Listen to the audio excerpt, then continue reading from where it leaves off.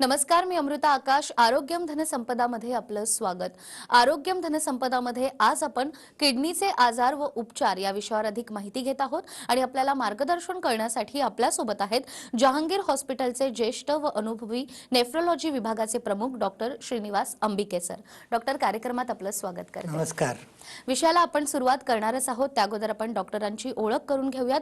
Doctor अंबिके यांनी MBBS आणि MD ही पदवी मुंबई विद्यापीठाच्या नायर हॉस्पिटल इथून संपादन केलेली आहे. सरांनी नेफ्रोलॉजीचं प्रशिक्षण देखील त्याच हॉस्पिटलमधून घेतलेलं आहे. BJMC आणि ससून हॉस्पिटल पुण्याच्या नेफ्रोलॉजी विभागामध्ये 4 वर्ष लेक्चरर म्हणून सुद्धा डॉक्टर कार्यरत आहेत. डॉक्टर अंबिके हे जहांगीर हॉस्पिटल इथे गेल्या 25 वर्षांपासून अविरतपणे कार्यरत आहेत. डॉक्टर अंबिके यांचा जहांगीर हॉस्पिटलमध्ये नेफ्रोलॉजी आणि प्रत्यारोपण विभाग उभारण्यामध्ये मोलाचा वाटा आहे. त्यांनी आतापर्यंत 500 पेक्षा अधिक ट्रान्सप्लांट केले असून पुण्यातील पहिलं स्वॅब प्रत्यारोपण करणारे डॉक्टर अंबिके हे पहिले नेफ्रोलॉजिस्ट असून ही शस्त्रक्रिया पुण्याच्या जहांगीर हॉस्पिटलमध्ये 2008 ला यशस्वीरित्या पार पडली आहे. डॉक्टर अंबिके यांच्याबद्दल एक गोष्ट आवर्जून सांगावीशी वाटते, ती म्हणजे डॉक्टर अंबिके हे पुणे इंडियन सोसायटी ऑफ नेफ्रोलॉजीचे सेक्रेटरी म्हणून सुद्धा कार्यरत आहेत. डॉक्टरांनी नुकतीच 500 पेक्षा अधिक किडनी ट्रान्सप्लांट पूर्ण केलेत. याबद्दल डॉक्टर सगळ्यात आधी तुमचं अभिनंदन. सर्वप्रथम या माझ्या आवडत्या विषयावर तुम्ही मला आमंत्रित केलं याच्याबद्दल मी तुमचा व TV9चा आभारी आहे. प्रवास म्हणाल तर हे 500 ट्रान्सप्लांट साधारणपणे आम्ही 20 वर्षात केले. 1993-94 साली डायलिसिस युनिट आणि नेफ्रोलॉजी डिपार्टमेंट हे जहांगीरमध्ये सुरू करण्यात आलं. त्यावेळेला फारच कमी प्रमाणात पेशंट्स असायचे आणि मुख्यत्वे करून डायलिसिस हा एकच या ट्रीटमेंटचा, या आजाराचा ट्रीटमेंट म्हणून उपयोग केला जायचा. कालांतराने असं लक्षात आलं की याच्याहून चांगली जी पद्धती आहे, जी आपण शस्त्रक्रिया म्हणतो ट्रान्सप्लांटची, ती आपल्या पेशंट्सना उपलब्ध व्हावी अशा दृष्टीने आमच्या हॉस्पिटलनी प्रयत्न सुरू केले आणि गव्हर्नमेंटची परमिशन साधारणपणे 1998 साली आम्हाला मिळाली. सुरुवातीच्या काळात फारच कमी ट्रान्सप्लांट्स व्हायचे आणि आमचा पहिला ट्रान्सप्लांट 1999 साली आम्ही केला. मला इथे आवर्जून आनंदाने सांगायला आवडेल की आमचा जो पहिला ट्रान्सप्लांट साधारणपणे 22 वर्षांपूर्वी केला, तो आजही व्यवस्थित आहे. तो PMC मधनं रिटायर झाला, त्याच्या 2 मुलींची लग्न झाली आणि तो आता आजोबा होऊन रेग्युलरली फॉलोअपला येतो. अर्थात त्याला त्याच्या सख्या भावाने किडनी दिली होती, मॅच चांगला होता. तर अशा दृष्टीने हा जो ट्रान्सप्लांटचा प्रवास आहे तो 1999 साली सुरू झाला. सुरुवातीच्या काळात ट्रान्सप्लांट्स फारच कमी प्रमाणात व्हायचे. याची कारणं म्हणजे त्यावेळेला साधारणपणे अवेअरनेस कमी असावा किंवा पेशंट्सना कदाचित भीती असावी की एवढी मोठी शस्त्रक्रिया आपण करून घेऊ, ती सक्सेसफुल होईल का नाही. या सगळ्या कारणांमुळे पहिली 10 वर्षात आम्ही फक्त 100-1 ट्रान्सप्लांट्स करू शकलो. पुढच्या 10 वर्षात आम्ही 400 ट्रान्सप्लांट्स केले आणि आता रेग्युलरली ट्रान्सप्लांट्स व्हायला लागलेले आहेत. तर हा एक थोडक्यात साधारणपणे 20 वर्षाचा प्रवास आहे आणि मी अभिमानाने सांगेन की सुरुवातीपासून मी याच्याशी निगडीत असल्यामुळे मी हा वाढत गेलेला प्रवास माझ्या स्वतःच्या डोळ्यांनी बघितल्याचा मला आनंदच आहे. अगदीच अविस्मरणीय असा हा अनुभव म्हणायला हरकत नाही. जो तुमचा प्रवास आहे तो तुम्ही सांगितला. मात्र हॉस्पिटलचं देखील काहीतरी वेगळेपण आहे, तर या वेगळेपणाबद्दल काय सांगाल? वेगळेपण म्हणाल तर तुम्ही नमूद केलं त्याप्रमाणे काही वैशिष्ट्य आहेत आणि काही फर्स्ट ऑफ इट्स काइंड जहांगीरमध्ये झालेली आहेत. तर तुम्ही म्हणलात त्याप्रमाणे 2008 साली पुण्यातलं पहिलं स्वॅब ट्रान्सप्लांट, ज्याच्याबद्दल मी पुढे नमूद करीन, हे जहांगीरमध्ये 2008 साली झालं. त्याचबरोबर वैशिष्ट्य असं की आमची जी टीम आहे, ट्रान्सप्लांट हा शेवटी टीम वर्क असतो आणि त्या टीममध्ये जितकं चांगलं कोऑर्डिनेशन किंवा समन्वय असतो तितका तुमचा सक्सेस रेट अवलंबून असतं. आता आमचे सिनियर सर्जन्स, एनेस्थेटिस्ट हे सगळे त्यांचं 100% नाही त्याच्याहूनही जास्त डेडिकेशननी ते पूर्णपणे स्वतःला झोकून देतात. त्यामुळे आमचे रिझल्ट्स हे इतर कुठल्याही चांगल्या ट्रान्सप्लांट सेंटर्सप्रमाणे 90 ते 95% survival at the end of 1 year असे आहेत. त्याच्यामुळेच गेल्या काही वर्षात आमचे नंबर्स वाढलेले आहेत. ह्याचं हे एक मुख्यत्वे करून कारण आहे. त्याचबरोबर मी हे पण एक नमूद करू इच्छितो की सुरुवातीला आपलं ब्लड ग्रुप मॅच असल्याशिवाय आपल्याला ट्रान्सप्लांटचा जोडीदार किंवा ट्रान्सप्लांट करणारा डोनर मिळत नसे. आता ABO इनकॉम्पॅटिबल ज्याला आम्ही म्हणतो किंवा ब्लड ग्रुप मॅच न होणारा डोनर पण किडनी देऊ शकतो. आणि गेले 5-6 वर्ष म्हणजे 2015 सालापासून तितक्याच चांगल्या रिझल्ट्सनी आम्ही एबीओ इनकॉम्पॅटिबल ट्रान्सप्लांट्स पण करायला लागलो आहे. आणखीन एक गोष्ट मी नमूद करून म्हणजे ही नाही म्हटलं तरी गुंतागुंतीची सर्जरी आहे. 3 ते 4 तास लागतात. त्याला लागणारं इन्फ्रास्ट्रक्चर म्हणजे ICU सेटअप लागतो. फक्त सर्जरी होऊन महत्त्वाचं असतं असं नाही. पोस्ट ऑपरेटिव्ह केअर, ICUची team, medical social worker, funds गोळा करणारे काही बऱ्याच पेशंट्सना अफोर्डेबिलिटीचा प्रॉब्लेम असतो. म्हणजे ते एवढी मोठी खर्च करण्याची त्यांची ऐपत असतेच असं नाही. तर ह्या सगळ्या गोष्टी मला जहांगीरनी दिल्यामुळे ह्या आम्ही यशस्वीरित्या ट्रान्सप्लांट प्रोग्राम आम्ही सगळेच जण राबवू शकलो. अगदीच. गेल्या 25 वर्षापासून खरं तर तुम्ही या क्षेत्रामध्ये कार्यरत आहात. अनेक पेशंट आतापर्यंत तुमच्याकडे आले असणारे, तर त्यात देखील काही लक्षात राहिलेले पेशंट, काही खास केसेस की तो अनुभव तुम्ही आमच्या प्रेक्षकांसोबत आज शेअर करू शकता? काही काही पेशंट्सनी किंवा त्यांनी दिलेली गोष्ट मी शेअर करीन. आपण सासू सुनेचं नातं याच्याकडे कायमच प्रश्नचिन्हाने बघत असतो आणि म्हणजे त्याच्याबद्दल थोडक्यात न बोललेलं बरं. तर आमच्याकडे एक साधारणपणे 2006 साली ही एक कपल आहे ज्याच्यात सासूबाईंनी तिच्या यंग सुनेला म्हणजे जी आता सध्या नर्स म्हणून काम करते, 2006 साली तिच्या लक्षात आलं की तिच्या दोन्ही किडनीज काम करत नाही आहेत आणि तिच्या सख्ख्या नातेवाईकांपैकी कुणाला त्या काळात आम्ही ब्लड ग्रुप मॅचडच ट्रान्सप्लांट करत होतो. तर सख्खे आईवडील किंवा भावांपैकी कुणाचाच ब्लड ग्रुप मॅच होत नव्हता आणि फॉर्च्युनेटली तिच्या दृष्टीने म्हणायचं तर तिच्या सासूबाईंचा ब्लड ग्रुप हा तिच्याशी मॅच होत होता. तर हे एक सामाजिक ऋण त्यांचं एकमेकांनी असल्यासारखं ते त्यांनी म्हणजे सासूबाईंनी सुनेला किडनी दिली हे एक अविराच आहे. त्याच्यानंतर एक आजीबाईंनी तिच्या नातवाला ट्रान्सप्लांट दिला, डोनर म्हणून किडनी दिली होती, तो पण एक म्हणजे ह्या सगळ्या गोष्टींनी आपल्याला एक समाजात अजून कुठेतरी चांगुलपणा आहे. आपण डोनेट एवढा मोठा ऑर्गन करायला पण फॅमिलीतले मेंबर्स येतात. हा एक मी शेअर करू इच्छितो. म्हणजे यात एक भाऊ बहीण आहेत. आता ही बहीण 25 वर्षाची होती तेव्हा तिचं लग्न पण झालेलं नव्हतं आणि तिच्याहून लहान हा तिच्याहून 3 वर्षांनी लहान हा भाऊ होता तिचा. त्याला पण ट्रान्सप्लांटची गरज होती. तिने काहीही पुढचा आपल्या आयुष्याचा विचार न करता साधारणपणे 2008 साली तिने किडनी डोनेट केली. असे सोशली दृष्ट्या हे असे अनेक पेशंट्स लक्षात राहण्याचे आणि किंवा ठसा उमटवून जाणारेच असतात. मेडिकली पेशंट्स बरेच चॅलेंजिंग येतात. ते सांगण्यात पूर्ण वेळ जाईल पण म्हणजे प्रत्येक ट्रान्सप्लांट मी असं म्हणेन की आपल्याला काहीतरी नवीन शिकून जातो. म्हणजे मी काल केलेला ट्रान्सप्लांट हा मी उद्या करणाऱ्या ट्रान्सप्लांट सारखाच बिहेव करेल किंवा त्याच स्वरूपाचा होईल असं होईलच असं नाही. अगदीच. आतापर्यंत असे अनेक पेशंट आहेत जे आपल्याकडे येऊन गेलेले आहेत आणि त्यात लक्षात राहिलेले काही पेशंट किंवा त्यांचे खास अनुभव तर तुम्ही आम्हाला सांगितले. मात्र मुळातच किडनीचे आजार जे होतात त्याला काही कारण आहेत का? बरं झालं हा तुम्ही प्रश्न विचारलात. जर आपल्याला बेसिकली कारणं कळली तर त्याचं आपण निराकरण कसं करणार याच्यावरती विचार करू शकतो. आता अनेक वर्षांपासून आपल्याला जाणवतंय की आपली एकूणच जीवनशैली ही बदलत गेलेली आहे. आपण जे काही आपलं जे साधं आयुष्य होतं, जे मी म्हणेन की फार चांगलं होतं, ते बदलत गेलं आणि त्याच्याबरोबर मग येणारे हे जे काही थोडेफार साईड इफेक्ट्स आहेत हे पण आपण अंगीकृत केलेले आहेत. आता आपल्या सगळ्यांच्याच लक्षात आलेलं आहे हे जीवनशैलीने जे आजार होतात, डायबिटीज म्हणा किंवा हाय ब्लड प्रेशर म्हणा, हे मुख्यत्वे 2 आजार हे जवळपास 2/3 पेशंट्सना कारणीभूत ठरत असतात. त्यामुळे मेन आजार डायबिटीज असणं किंवा uncontrolled diabetes, uncontrolled blood pressure अनेक वर्षांचं जर चालत गेलं तर ते किडनीला डॅमेज होतात. तसेच काही अनुवंशिक आजार असतात जे कालांतराने जर का लक्ष नाही दिलं गेलं, त्यांची योग्य वेळेला काळजी नाही घेतली तर ते किडनीज डॅमेज करू शकतात. आपल्याला मूतखडे किंवा किडनी स्टोन्स म्हणतो हे जर का व्यवस्थित वेळेला ट्रीट नाही झाले तरीसुद्धा मग ते किडनीचं फंक्शन डिटोरिएट करतात. ही मुख्यत्वे करून मला माझ्या अंदाजाने ही जी काही कारणं आहेत यांची आपण जर वेळीच काळजी घेतली तर आपल्या किडनीचा समतोल राखता येतो. अगदीच. जसा तुम्ही आता उल्लेख केला की कुठेतरी आपली जीवनशैली बदलत चालली आहे आणि बरोबर. त्याचा कुठेतरी परिणाम आपल्या शरीरावर होतो आणि मग किडनीचे विकार व्हायला सुरुवात लागते. मात्र वेळीच जर आपण काळजी घेतली किंवा आपल्याला हे आजार होऊ नये या आजारांपासून स्वतःला दूर ठेवण्यासाठी मग काही उपाय आहेत का, की कशा पद्धतीने आपण स्वतःची काळजी घेऊ शकतो?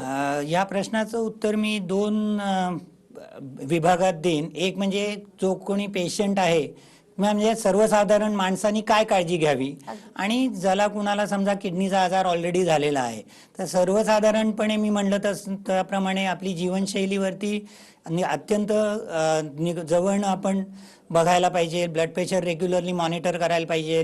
ही जी काही आपण नमूद केलेली कारणं होती ती आपल्याला नाही आहेत ना हे बघायला पाहिजे. आपला आहार साधा जंक फूड्स न खाणं, आपल्या आहारातलं मिठाचं प्रमाण कमी ठेवणं. नॉन व्हेजिटेरियन डाएटबद्दल मी एक उल्लेख करेन की हाय प्रोटीन डाएट किंवा हाय नॉन व्हेजिटेरियन म्हणजे मटणाचं जे काय सेवन जास्त वाढतं त्यांनी पण किडनीजना आजार होण्याची शक्यता असते. याचबरोबर बऱ्याच पेशंट्सना OTC किंवा म्हणजे over the counter pain killers घेण्याची सवय असते, ज्याला आम्ही NSAIDs म्हणतो. ह्या औषधांमुळे जर का त्याचं सेवन अनेक दिवस चालू राहिलं तर ते सुद्धा डॅमेज होऊ शकतात.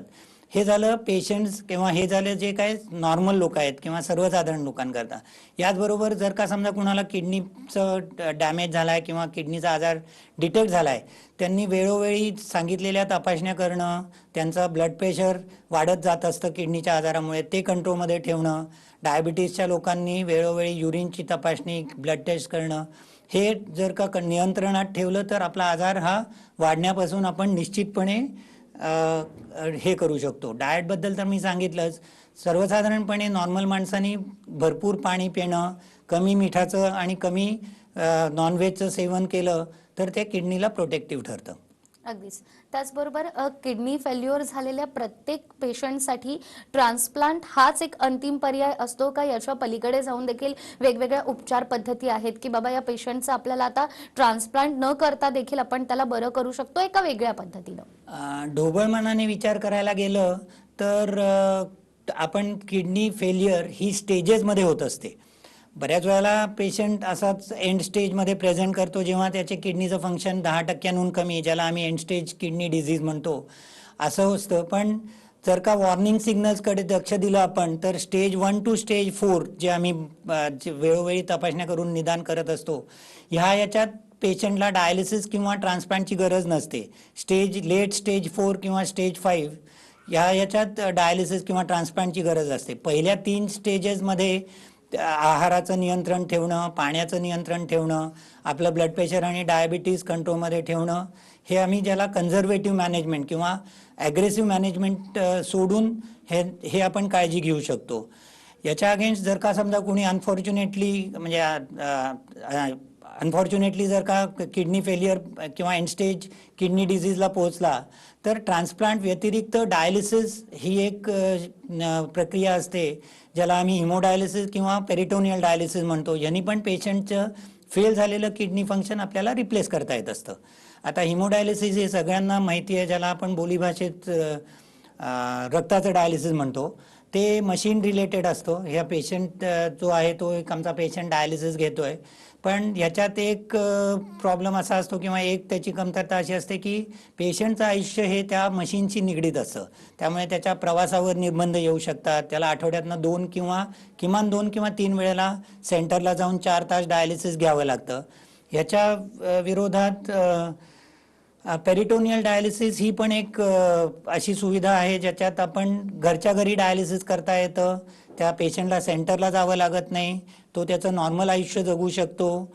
आणि पण त्याच्यात प्रॉब्लेम असा असतो की दिवसातनं 3 ते 4 वेळेला हे पेरिटोनियल एक्सचेंज किंवा आपली जी पेरिटोनियल मेम्ब्रेन म्हणजे पोटाचा जो पडदा आहे तो डायलायझिंग मेम्ब्रेन म्हणून वापरला जातो. तर ट्रान्सप्लांट व्यतिरिक्त ही 2 ऑप्शन्स आपल्या पेशंट्सना असतात. आणि सर्वात महत्त्वाचं म्हणजे जर का कुणाला डोनरची अवेलेबिलिटी असेल तर ट्रान्सप्लांट हा सर्वात चांगला ऑप्शन आहे सध्या तरी. अगदीच. त्यामुळे किडनीचे आजार आणि त्यावर कशा पद्धतीनं उपचार होतात आपल्याला डॉक्टर याविषयी माहिती देतातच आहे. तुमच्या मनात जर किडनीविषयी कोणताही प्रश्न असेल आणि अधिक मार्गदर्शन हवं असेल तर स्क्रीनवर डॉक्टरांचे नंबर आहेत, नक्कीच तुम्ही डॉक्टरांचं मार्गदर्शन मिळवू शकतात. डॉक्टर, बदलत्या जीवनशैलीचा कसा आपल्या शरीरावर परिणाम होतो आणि त्यानंतर कशा उपचार पद्धती हव्यात याबद्दल तुम्ही सांगितलं. मात्र अनेकांना हाही प्रश्न पडतो की आम्हाला ट्रान्सप्लांट करायचंय आमच्या पेशंटसाठी, मग ते नेमकं कधी करावं? आता मी म्हटलं त्याप्रमाणे एंड स्टेज किडनी डिझीज असेल, म्हणजे ज्या एखाद्या पेशंटला जर का डायलिसिस वाचून त्याचं डे टू डे किंवा दैनंदिन जीवन हे जर का योग्यपणे राहत नसेलच, तर ट्रान्सप्लांटचा जरूर विचार करावा. Transplant I would say is the best modality of treatment for chronic kidney disease, end stage kidney disease. म्हणजे ट्रान्सप्लांट हा सर्वात चांगला पर्याय आहे. आता त्यात प्रश्न येतो की आपल्याला डोनर कोण आहे, म्हणजे डोनेट कोण करणार. लाईव्ह डोनेशन्सच मुख्यत्वे करून भारतात होत असतात.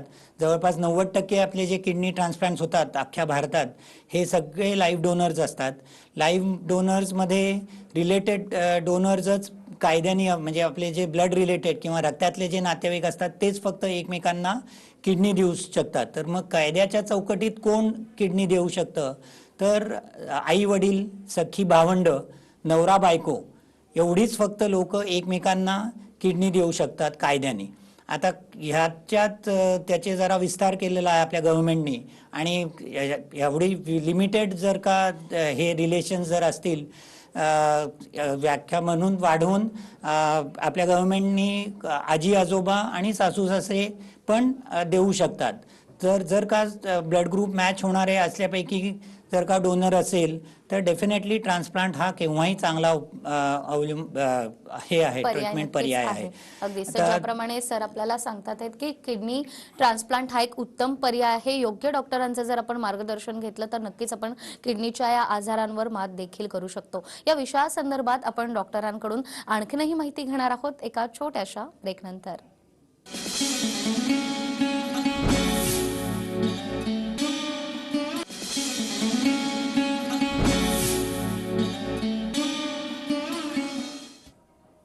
ब्रेकनंतर पुन्हा एकदा आरोग्यम धनसंपदामध्ये आपलं स्वागत. आरोग्यम धनसंपदामध्ये आज आपण किडनीचे आजार आणि उपचार या विषयावर अधिक माहिती घेतोय आणि आपल्याला मार्गदर्शन करतायत डॉक्टर श्रीनिवास अंबिके. डॉक्टर, पुन्हा एकदा आपलं स्वागत करते.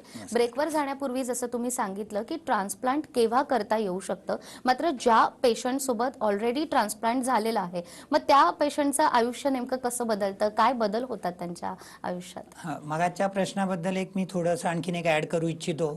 आपण लाइव्हिंग डोनर्सच्या बद्दल बोललो. दुसरा एक पर्याय ज्यांना लिव्हिंग डोनर अवेलेबल नसतो त्याला ब्रेनस्टेम डेथ डोनेशन, किंवा म्हणजे ज्या पेशंट्सची मेंदूला इतकी सिव्हिअर इजा झालेली असते की त्याचं सर्व्हाइव्ह किंवा जिवंत राहण्याची अजिबातच शक्यता नसते, अशा पेशंट्सच्या सख्ख्या जवळच्या नातेवाईकांनी जर का त्याच्या ऑर्गन्स डोनेट करायला जर का संमती दिली, कन्सेंट दिली, तर अशा पेशंट्सचा पण एक पूल असतो ज्याच्याकरता आपल्याकडे एक वेटिंग लिस्ट असते जी त्या प्रदेशातील ZTCC झोनल ट्रान्सप्लांट कोऑर्डिनेशन कमिटीकडे पेशंट्स आमचे नाव नोंदवतात आणि वेटिंग लिस्टप्रमाणे त्यांना त्या किडनीज किंवा इतर पण ऑर्गन्स, लिव्हर म्हणा, हार्ट आणि लंग्स म्हणा, असे हे अलॉट केले जातात. तुम्ही काय विचारलं आता?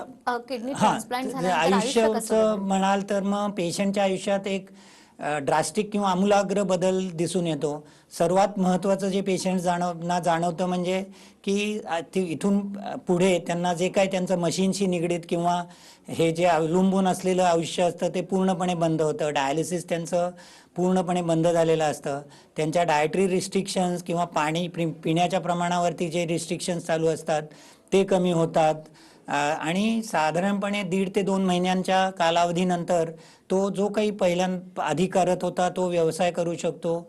In short he leads a normal life.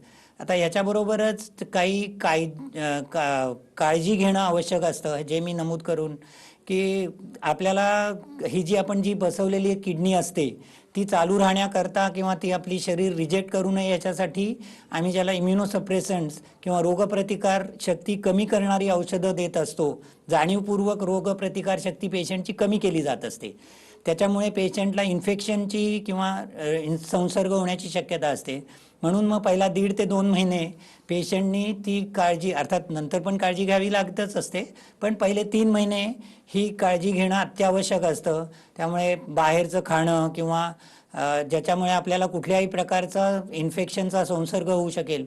आता आपल्याला कोरोनामुळे सगळ्यांनाच मास्क घालून वावरण्याची सवय झालेली आहे, तर आमच्या पेशंट्सना पण जास्त गर्दीच्या ठिकाणी टाळा हे करावं लागतं. महत्त्वाचं आणखीन एक सांगायचं म्हणजे गोळ्या ज्या घ्यायच्या असतात त्या वेळच्या वेळेला घेणं हे अत्यंत महत्त्वाचं असतं. कारण काही त्या जर का गोळ्या आपल्या मिस झाल्या, बरेच पेशंट्स असे येतात की ते कालांतराने ते तितके काळजीपूर्वक राहत नाहीत किंवा कुठेतरी हलगर्जीपणा होतो किंवा आता या लॉकडाऊनच्या काळात काही काही पेशंट्सना वेळेवर औषधं नाहीत मिळाली, अगदीच. तर एखाद खरं 2 तर डोस औषधं जी डॉक्टरांकडून दिली जातात ती जर आपण नियमितपणे घेतली आणि त्या औषधांचं आपण नियमितपणे सेवन केलं तर नक्कीच आपल्याला हे आजार उद्भवणार नाहीये. डॉक्टर, आज किडनीचे आजार आणि उपचार याविषयी तुम्ही इतकी महत्त्वाची माहिती आम्हाला दिलीत, यासाठी देखील आपले खूप खूप आभार.